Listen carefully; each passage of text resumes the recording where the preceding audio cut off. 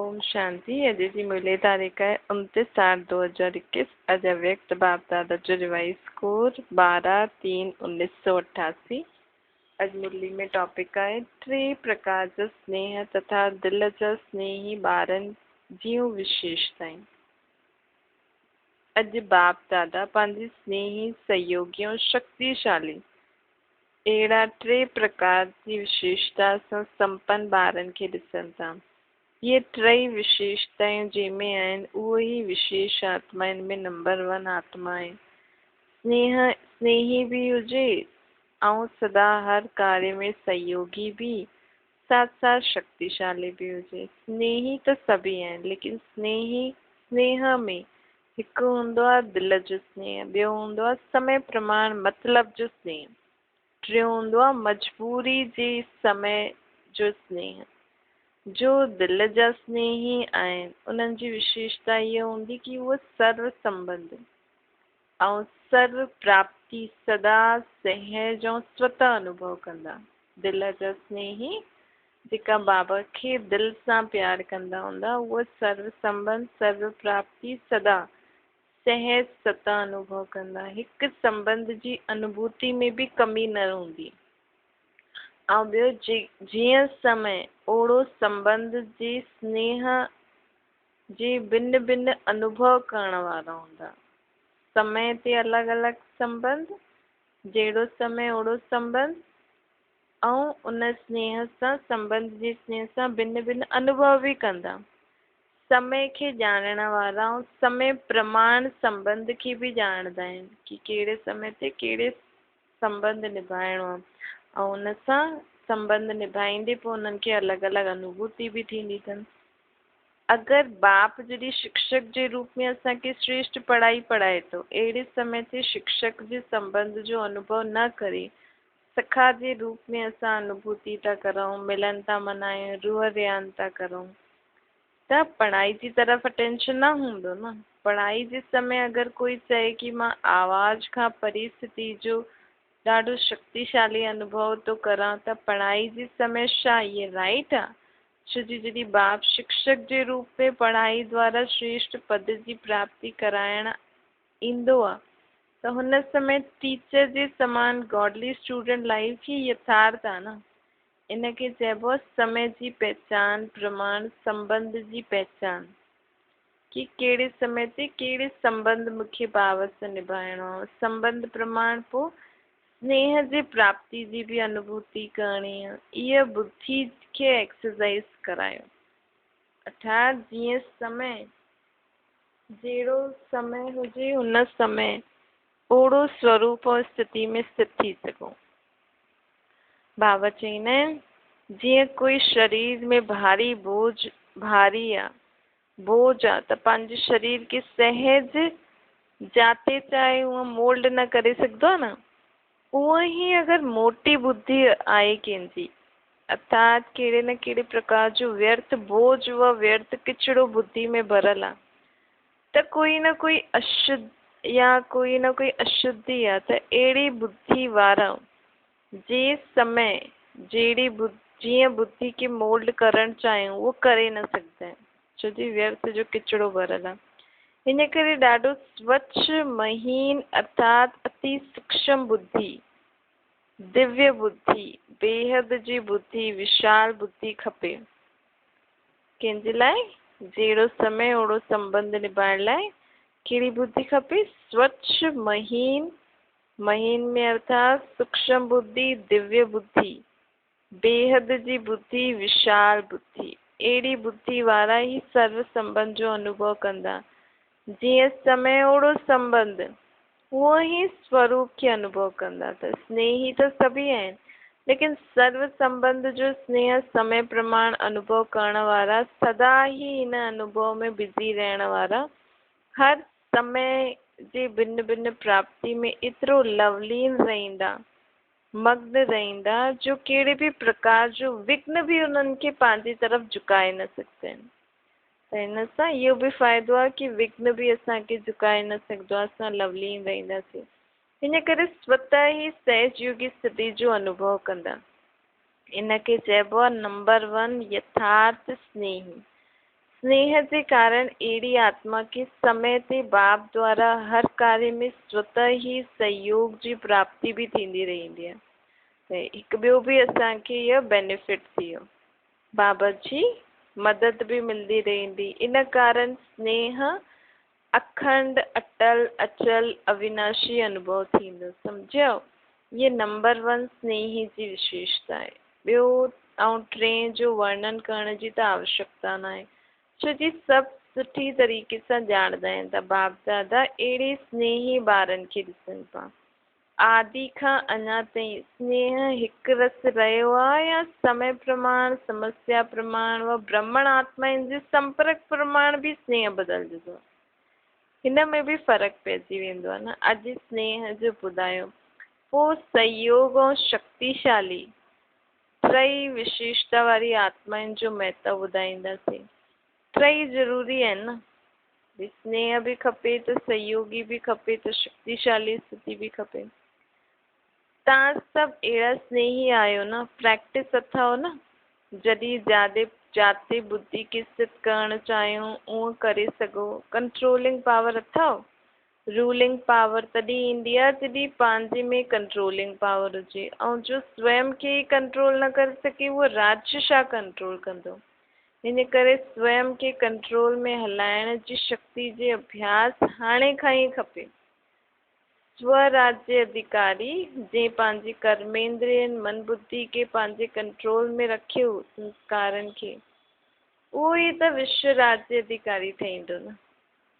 तॾहिं त राज्य अधिकारी ठहींदासीं। सम्झो, अॼु त मिलण वारनि जी कोटा पूरी करणी आहे। ॾिसो, संगम ते केतिरी भी संख्या जे बंधन में बांधो लेकिन बंधी न सघंदा आहिनि। संख्या खां ज़्यादा अची वेंदा आहिनि। इन करे समय खे, संख्या खे ऐं जंहिं शरीर जो आधार वठनि था उनखे ॾिसी उन विधि सां हलणो पवंदो आहे। वतन में इहे सभु ॾिसणो न पवंदो। छोजी सूक्ष्म शरीर जी गति स्थूल शरीर खां ॾाढी तीव्र थींदी आहे। हिकु तरफ़ साकार शरीरधारी, ॿियो आहे फ़रिश्तो शरीर।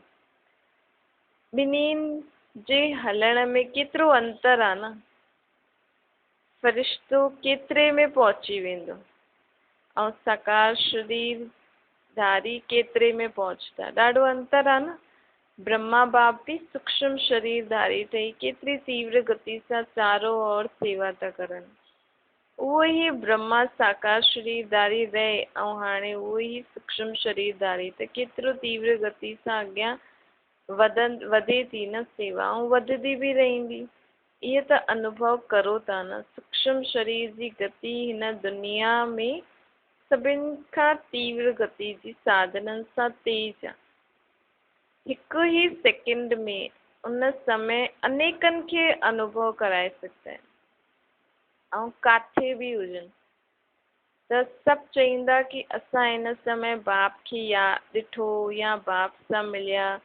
हर हिकु सम्झंदो कि मां रोह रियान कई, मां मिलन मनायो, मूंखे मदद मिली। शिव जी तीव्र गति जे कारण हिकु ई समय हर हिक खे अहिड़ो अनुभव थींदो आहे। जीअं मां कयो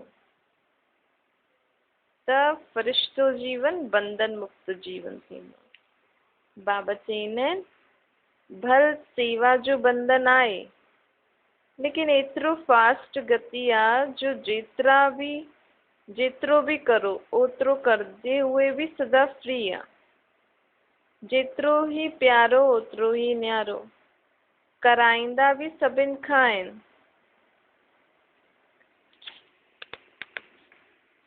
सभिनि खां कराईंदा भी आहिनि लेकिन कराईंदे उहे भी अशरीरी फ़रिश्तो हुजण जे कारण सदा ई स्वतंत्रता जी स्थिति जो अनुभव थींदो आहे। छोजी शरीर ऐं कर्म जे अधीन न हूंदा आहियूं न। तव्हां भी अनुभव कंदा आहियो न, जॾहिं फ़रिश्ते स्थिति में कोई कार्य कंदा आहियो त बंधन मुक्त अर्थात हल्कोपन अनुभव कंदा आहियो। ऐं जो आहे ई फ़रिश्तो ब्रह्मा बाबा, लोक भी उहे ई अथसि, सूक्ष्म लोक त शरीर भी उहे ई अथसि, त उनखे छा अनुभव थींदो हूंदो, ॼाणे सघंदा आहियो न। अच्छा, चारों ओर जा सर्व दिल जा स्नेही ॿारनि खे, सदा दिव्य विशाल बेहद बुद्धिवान ॿारनि खे सदा ब्रह्मा बाप समान फरिश्ते स्थिति के अनुभव कर तीव्र गति जी सेवा में स्वोन्नति में सफलता प्राप्त करने वाला सदा सहजयोगी थे बाप जे सहज योग जो अधिकार अनुभव करने वाला सहज योगी थे बाप जे सहयोग जो अधिकार अनुभव करने वाला अड़ी विशेष आत्माएं के समान ठहण वाली महान आत्माएं के बाप दादा जो याद प्यार और नमस्ते अव्यक्त बाप दादा जी पर्सनल मुलाकात पेरो नंबर सदा बेफिक्र बादशाह आयो जी बाप के जिम्मेवारी ॾेई छॾी त फिक्र कहिड़ी ॻाल्हि जो जॾहिं पंहिंजे मथां ज़िम्मेवारी रखंदा आहियो त पोइ फिक्र थींदो आहे छा थींदो कीअं थींदो जॾहिं बाप जे हवाले करे छॾंदा आहियो त फिक्र कंहिंखे थियणो आहे बाप खे या तव्हांखे बाप त सागर आहे उन में फिक्र रहंदी त बाप बि बेफिक्र ॿार बि बेफिक्र त जो बि कर्म करो कर्म करण खां पहिरियों इहो सोचो कि मां केरु आहियां ट्रस्टी कमु ॾाढो प्यार सां कंदा आहिनि लेकिन बोझ अनुभव न थींदो अथनि ट्रस्टी जो अर्थ ई आहे सभु कुझु बाप जो तुंहिंजो त तुंहिंजे में प्राप्ति बि ज़्यादा आहे हल्को बि आहियो कमु बि सुठो थींदो छो जी जीअं स्मृति रहंदी उहा ई स्थिति रहंदी जॾहिं तुंहिंजो कमु थी अर्थात बाप जो कमु आहे त बाप जी स्मृति रहंदी त स्थिति बि ओड़ी सुठी ठही वेंदी कोई रिवाजी महान आत्मा न आहे बाप आहे न त जॾहिं तुंहिंजो चई छॾियो त छा कहिड़ो त कार्य बि सुठो थी वियो स्थिति बि सदा बेफिक्र जॾहिं बाप ऑफर करनि था त फिक्र ॾेई छॾियो न पोइ अगरि ऑफर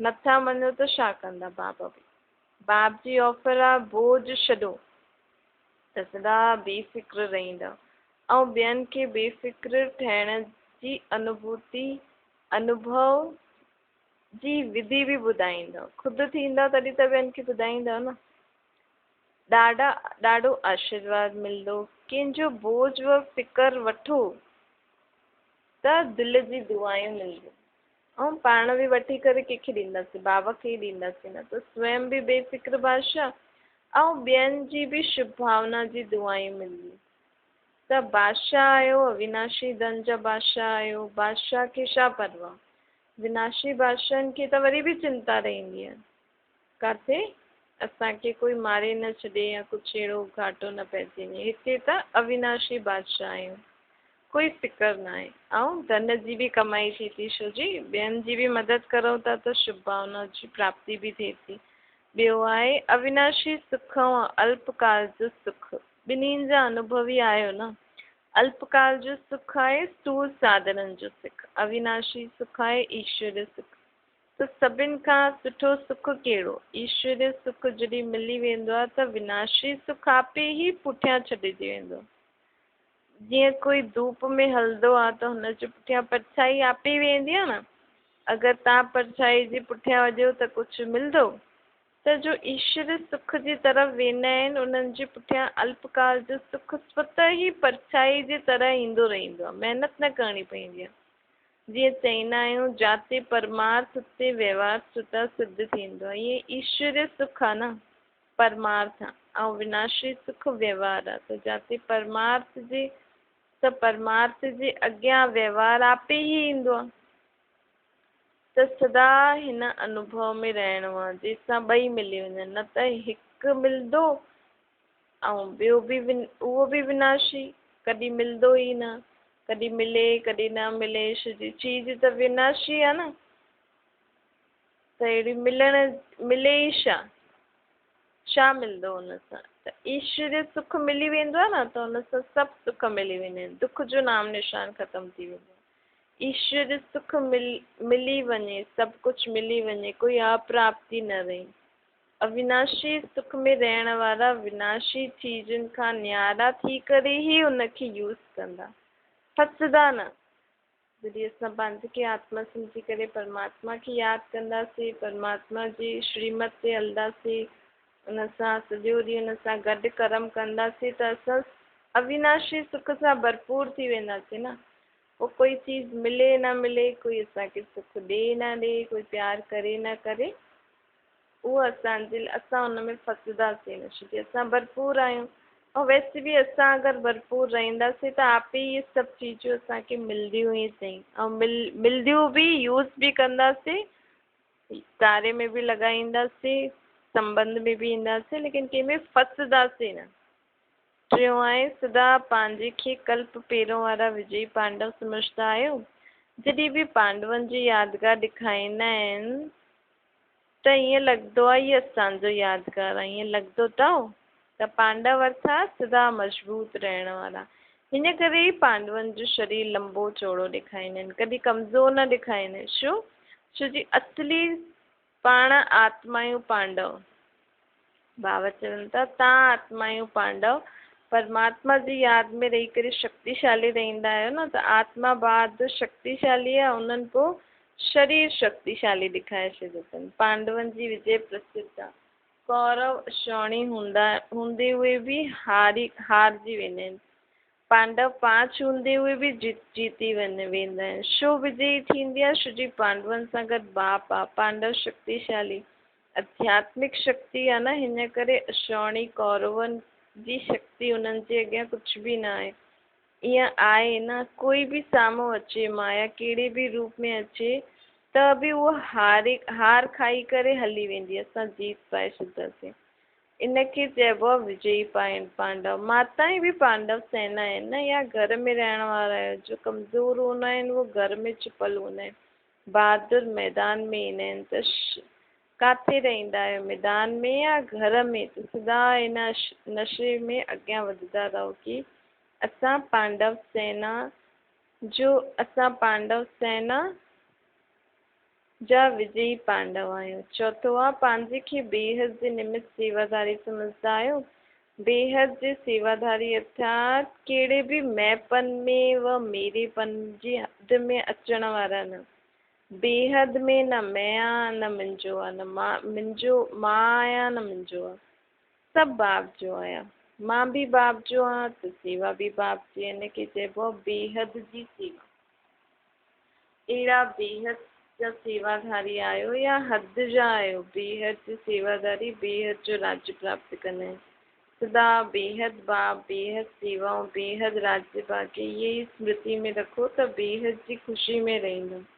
हद में ख़ुशी गायब थी वेंदी आहे, बेहद में सदा ख़ुशि रहंदो। अच्छा, विदाई जे समय हाणे त सेवा जे प्लान ॾाढा सुठा ठाहिया अथव। सेवा बि विस्तार में उन्नति जो साधन थी थिए। अगरि सेवा खे सेवा जी रीति करो त सेवा लिफ्ट ॾींदी आहे अॻियां वधण जी। सिर्फ़ु प्लेन बुद्धि ठही करे प्लान ठाहियो, जरा बि कुझु हितां वितां जो मिक्स न हुजे। जीअं कोई बढ़िया चीज़ ठाहे रखंदा आहियूं त हितां वितां जी हवा सां कुझु किचिरो पइजी वञे त छा थींदो? त संभाले रखंदा आहियूं न।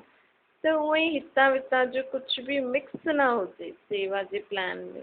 सेवा जे प्लान सुठा ठाहींदा आहियो। सेवा में महिनत न लॻंदी आहे, ख़ुशी थींदी आहे। छो जी लग्न सां कंदा आहियूं न, उमंग उत्साह बि सुठो रहंदो आहे। बाप दादा सेवा जो उमंग ॾिसी करे ख़ुशि बि थींदा आहिनि।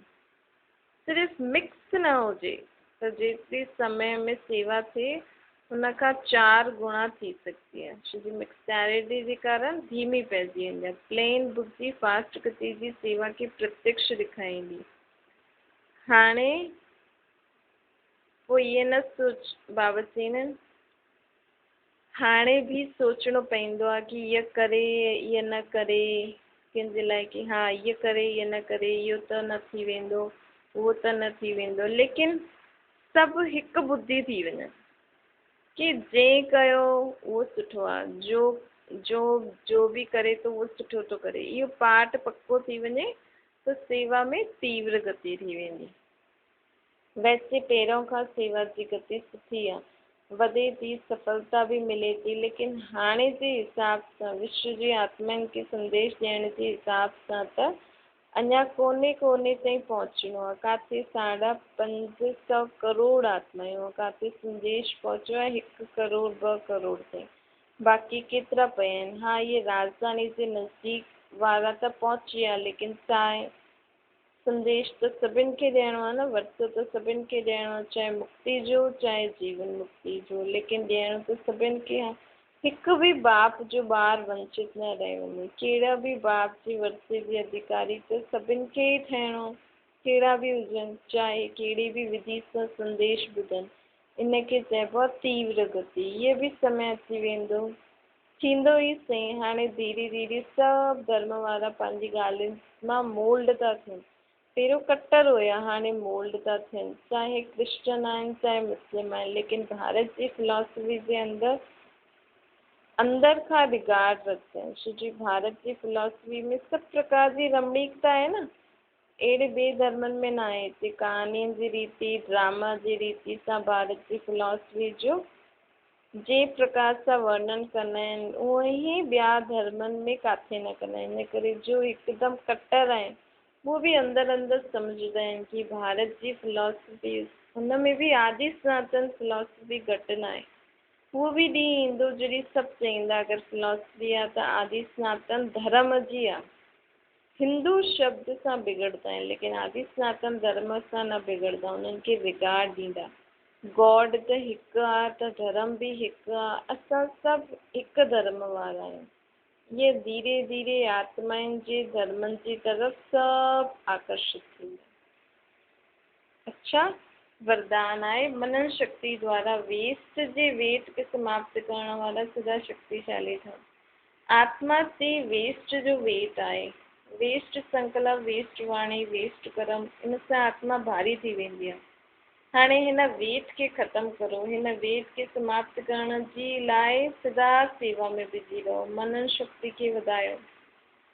मनन शक्ति सां आत्मा शक्तिशाली थींदी आहे।